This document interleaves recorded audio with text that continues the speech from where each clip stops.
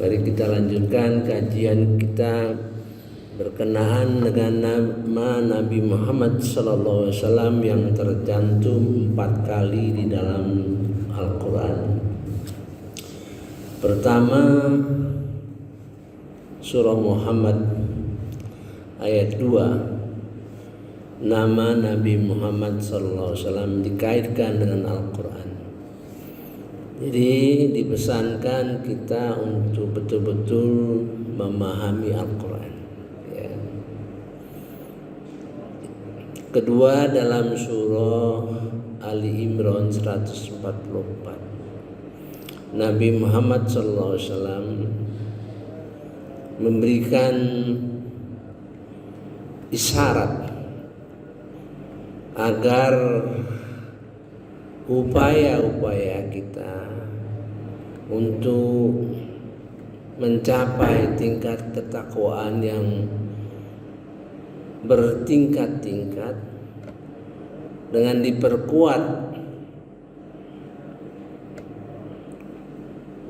untuk menumbuhkan semangat jihad ya, di dalam ayat-ayat di sekitarnya. Kemudian di dalam surah Al-Fat 29 menggambarkan satu masyarakat yang harus kita perjuangkan. Masyarakat yang terbentuk, yang dicirikan adalah masyarakat yang tegas dalam perjuangan, berkasih sayang. Ini suatu medan yang berat bagi kita, di mana medan itu suatu kondisi masyarakat yang sudah dicontohkan Rasulullah di dalam masa kepemimpinannya. Sekarang sudah berubah, ya. Muncul pertentangan, muncul perlawanan terhadap Islam yang nyata-nyata dilakukan oleh orang-orang yang memusuhi Islam, ingin memadamkan api Islam, walaupun Allah berjanji akan tetap menumbuhkan agama Islam. Itu menjadi ladang perjuangan kita, ya. Kita akan ditanya apa yang kita kontribusikan terhadap keadaan sekarang, ya. Jadi cara mereka ingin memadamkan Islam, mereka membagi kelompok-kelompok radikal, mudarat, ya, kelompok tradisional. Itu langkah-langkah mereka untuk melumpuhkan kita. Nah, kita harus melakukan sesuatu, ya. Keempat, di dalam surah Al-Ahzab ayat 40 itu mengisyaratkan ibadah. Jadi lengkaplah. Satu, Quran. Kedua, memantapkan usaha kita mencapai takwa yang tinggi dan dimantapkan untuk tumbuh semangat jihad. Ketiga, bentuk masyarakat yang diharapkan kita berkontribusi, ya. Keempat, ibadah. Ini mari kita lihat. A'udzubillahi minasyaitonirrajim. Bismillahirrahmanirrahim. Muhammad itu bukanlah bapak dari seorang di antara kamu, tetapi dia adalah utusan Allah dan penutup para nabi, dan Allah Maha mengetahui segala sesuatu. Ini pesan ini dapat kita tangkap. Pertama, Nabi Muhammad itu pesuruh Allah, ya, Rasul. Nabi penutup. Jadi tidak ada lagi nabi setelah beliau. Kemudian beliau manusia biasa. Nah, itu, ya. Ada lagi 2 ayat mengenai pesan itu supaya kita jangan jadi berlebih-lebihan terhadap penghormatan kita kepada Nabi Muhammad SAW yang sampai-sampai mungkin bisa saja menyebabkan syirik ya. Kemudian di dalam Al-Quran banyak ayat-ayat yang memberi inspirasi kepada kita untuk cinta kepada Nabi Muhammad SAW ya. Jangan mengobarkan cinta kepada Nabi Muhammad yang hanya tradisi ya, tradisi ya. Mari kita nanti bahas mengenai bagaimana mencintai Nabi Muhammad SAW. Maka Muhammadun aba ahadim mir rijalikum. Bukanlah Muhammad itu bapak seseorang dari kalian. Ini dia ini punya anak angkat namanya Zaid. Nah, istri Zaid itu cerai, maka diperintah kepada Nabi Muhammad mengawininya. Karena tradisi orang musyrik itu tidak boleh mengawini anak dari istri bekas istri anak angkat. Nah, gitu ya. Walakin Rasulullah mereka itu melainkan sebagai pesuruh Allah wa khataman nabiyyin. Nah, perintah-perintah selanjutnya ya ayyuhalladzina amanu uzkurullaha dzikran katsira. Hai orang-orang beriman, ingatlah kepada Allah dengan iman hati kalian dengan zikir yang banyak. Saya sudah bicarakan kemarin, zikir itu tidak berarti hanya sebatas ucapan-ucapan ya. Bahas Quran, menganalisa satu masalah ya. Segala sesuatu yang menurut Pak Muzadi ya, waktu ceramah di istana dalam memahami uswatun hasanah ya, ada tiga poin yang diberikan beliau. Laqad kana lakum fi Rasulillahi uswatun hasanah liman kana yarjullah, bagi orang yang berharap kepada Allah. Diceritakan oleh Pak Hasyim Muzadi, orang yang mengharap kepada Allah itu selalu di dalam hidupnya itu berserah diri kepada Allah gitu ya. Mengharapkan rahmat, mengharapkan pertolongan ya. Dia gambarkan seorang menteri untuk mencontoh Nabi Muhammad itu, katakan seorang menteri itu dia merasa bisa melakukan sendiri semua hal gitu ya. Malahan kematian pun bisa sendiri katanya ya. Kemudian dia menceritakan wal yaumal akhir, kepada hari akhirat itu. Jadi hari akhirat itu merupakan ukuran ya, kelakuan-kelakuan di dunia ini ya, sehingga kelakuan kita di dunia ini mendapat ganjaran dari Allah Subhanahu wa taala di akhirat nanti ya.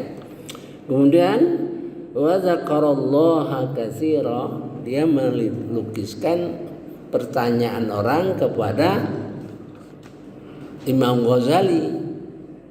Ditanya, apa kami harus berzikir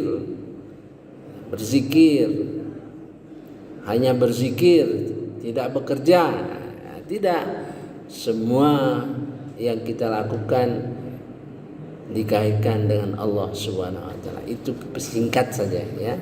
Nah, mudah-mudahan kita dengan mengkaji Al-Qur'an ini terbentanglah apa itu uswatun hasanah ya. Jadi zikir itu bukan hanya terbatas pada mengucapkan. Saya sudah membuat tulisan mengenai zikir ya.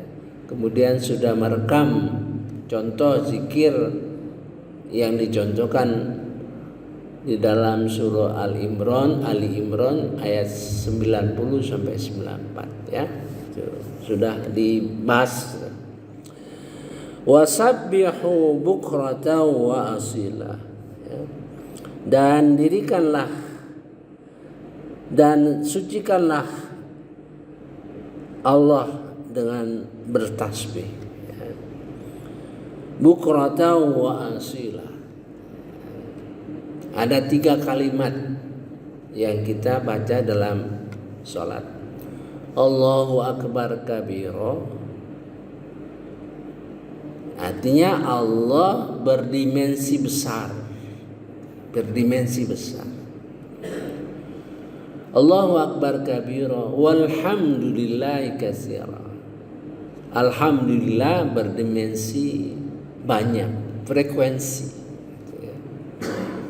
Allahu akbar kabira walhamdulillahi katsira wa subhanallahi bukratan wa asila.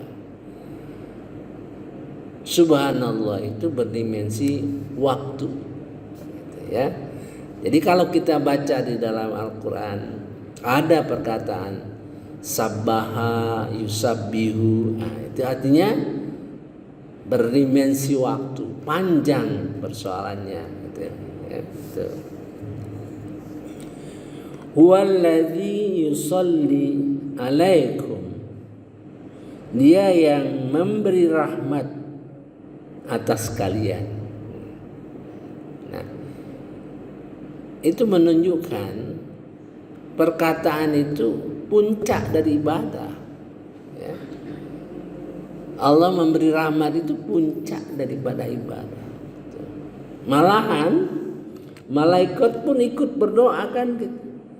Wa malaikatahu, dan para malaikat meminta ampunan untuk kalian ya. Huwallazi yusalli alaikum wa malaikatahu ya. Liyukhrijakum minaz zulumati ila nur, dia yang mengeluarkan kalian dari kegelapan menuju nur, menuju cahaya. Wa kana bil mu'minina rahimah. Wa kana bil mu'minina rahimah. Dia adalah terhadap orang-orang mukmin itu sangat sayang. Nah, gitu. Bagaimana? Pertanyaan kita, bagaimana Allah memberikan rahmat? Bagaimana Allah menyayangi orang yang beriman? Artinya tingkat ibadahnya itu sudah top ya. Kita lanjut. Penghormatan mereka, orang-orang mukmin itu ketika mereka menemui Allah ialah salam, dan dia menyediakan pahala yang mulia bagi mereka. Nanti kita berita ini kita akan menemui Allah Subhanahu wa taala dan dikatakan salam. Itu sudah top ya. Tahiyyatuhum yawma yalqawnahu salam. Penghormatan Allah kepada mereka ya, pada hari mereka menjumpai Allah adalah salam. penghormatan Allah kepada mereka, insya Allah kepada kita, ya. Waktu pada hari mereka menjumpai Allah, pada hari kita insya Allah menjumpai Allah adalah salam, ya. Wa'addalahum, dan dia menjanjikan dan dia menyediakan bagi mereka ajran kabira, ajran karima, pahala yang mulia. Nah, itulah gambaran keempat kata-kata Muhammad sallallahu alaihi wasallam. Mari kita dalami fungsi Nabi, ya. Ini ya ayuhan nabiyyu inna arsalnaka, ya ayuhan nabi, sesungguhnya kami mengutusmu syahida, sebagai saksi,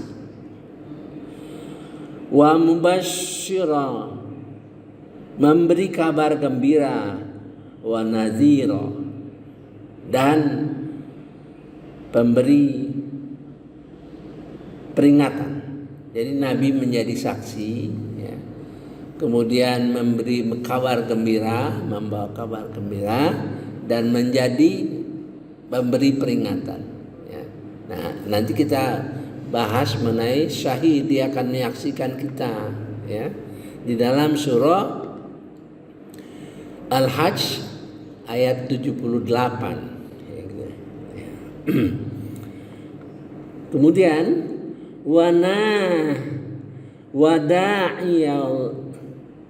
wada'iyan ilallah, da'i, ya, wada'iyan ilallah, dan menyeru sebagai pendakwah kepada Allah, biiznih, dengan izinnya, wasirajam munira, dan menjadi pelita yang bersinar, wasirajam munira.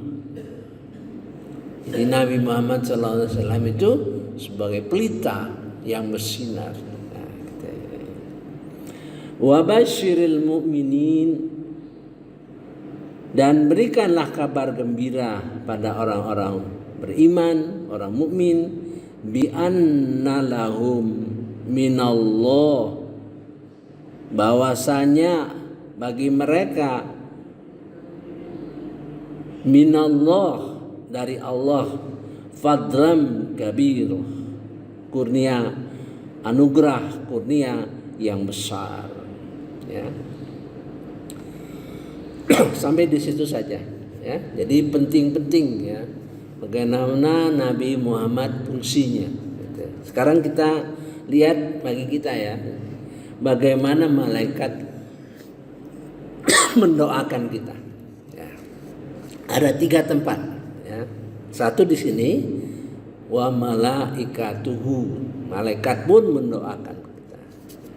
Mari kita lihat dalam surah Fussilat ayat 7 sampai seterusnya. Doa. Jadi malaikat mendoakan kita. Nah, untuk mendapat doa dari malaikat, tentu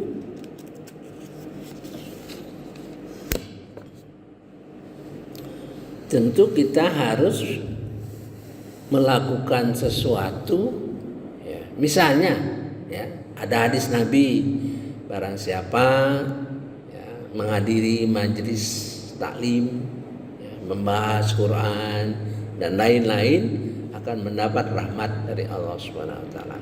Kemudian akan ada di sekitarnya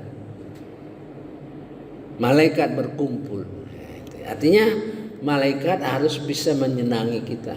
Misalnya suka bertasbih, suka berzikir, suka berjuang, itu yang ditemani oleh malaikat. Dia senang dengan orang-orang seperti itu, maka dia akan doakan, ya.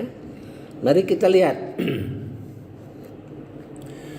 A'udzubillahi minasyaitonirrajim. Bismillahirrahmanirrahim. Malaikat-malaikat yang memikul arasy dan malaikat yang berada di sekelilingnya bertasbih dan memuji Tuhannya, dan mereka beriman kepadanya serta memohonkan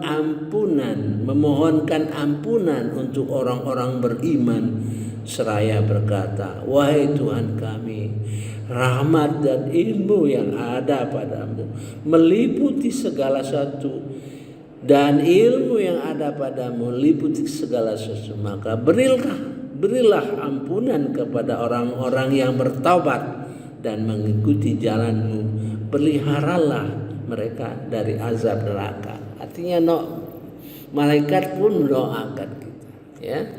Dia memohonkan ampunan. Jadi dalam kaitan istighfar, ya, kita memperoleh pengampunan dari Allah Subhanahu wa taala. Satu, kita berdoa sendiri, mohon ampunan.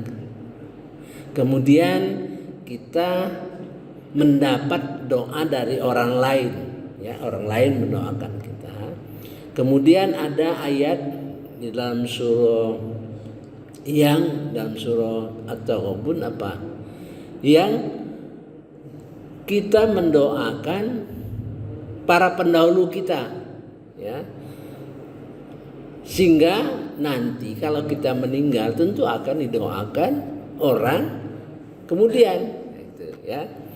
Keempat, kita mendoakan kaum muslimin, ya.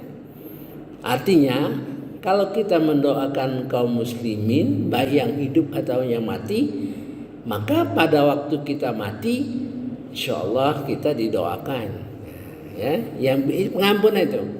Kelima, pengampunan diperoleh karena kita melakukan amal ibadah, ya, sedekah dan lain-lain gitu, ya. Nah, keenam, kita mendapat pengampunan dari baca Quran, dari membahas Quran. Quran itu ada 4 tingkat. Ini penemuan saya ini. Setelah saya bergaul dengan Quran banyak sekali, ya. Satu, Quranan itu baca saja. Baca berdasarkan tajwid, makhrajal huruf bagus kita. Zalikan kitabul la raiba fihi hudal lil muttaqin. Nah, kita baca kan? Kemudian tilawah. Tilawah itu kita baca Quran dengan ilmu yang ada, kita paham isinya. Jadi kita paham. Kalau enggak paham, ya tentu enggak sesuai dengan maunya Quran. Kita baca saja, enggak paham isinya gitu kan. Dzalikal kitabul, inilah kitab, ya, yang tidak ada keraguannya lagi bagi petunjuk orang-orang yang bertakwa. Oh, kalau gitu Al-Qur'an ini petunjuk bagi kita, ya. 6.236 ayat ini adalah petunjuk bagi kita, bagi orang-orang yang bertakwa. Kalau baca saja tentu tidak sesuai dengan ayat kedua tadi. Muncul nuron, tingkat ketiga nuron. Nuron itu cahaya yang terlihat, ya. Kita bisa ngerti ayat Al-Quran itu setelah ada nur, baru terbuka kita. Oh, ini maksudnya. Nah, sekarang seperti ayat tadi. Kalau begitu, yang bilang bahwa ayat Al-Quran ini tidak ada keraguan lagi bagi orang yang muttaqin siapa? Allah, kan gitu. Nah, bagi kita berusaha. Oh, kalau begitu ayat Al-Quran ini berisi petunjuk bagi kita.